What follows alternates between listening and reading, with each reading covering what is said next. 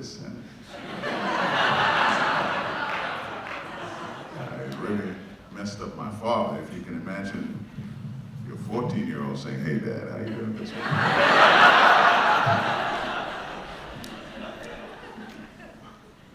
We have come here today to pay tribute to one of the spiritual giants of the 18th century. A man some believe was one of the greatest champions of social change this world has ever known.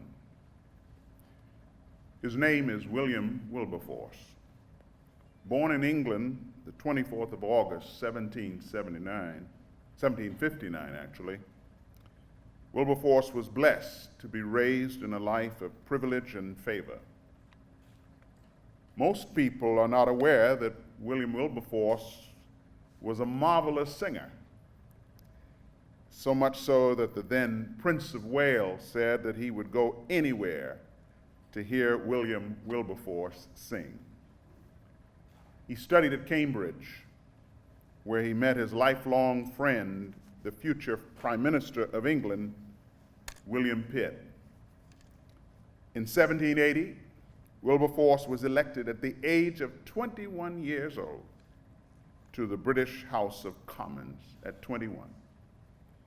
He was led to Christ by a man by the name of Milner, and he was encouraged to live out his faith in the public square and his political life by none other than John Newton, the writer of the song Amazing Grace.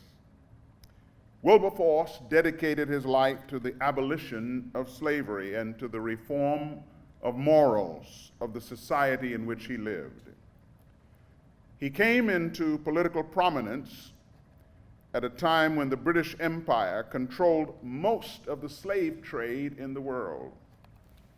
And in his major speech on abolition in the House of Commons, he argued that the slave trade was morally reprehensible and an affront to natural justice.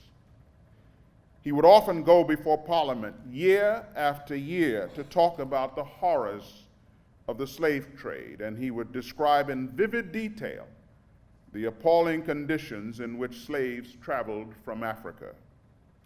Wilberforce championed many social changes, including prison reform, education, child labor conditions, animal cruelty, and women's rights.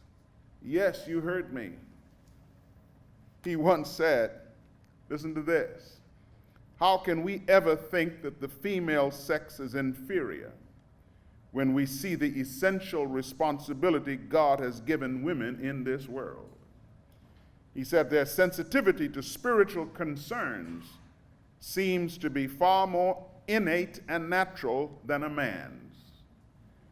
Mothers and wives often, he said, I love this, mothers and wives often are the median for our intercourse with the heavenly world, the faithful repositories of spiritual knowledge and wisdom.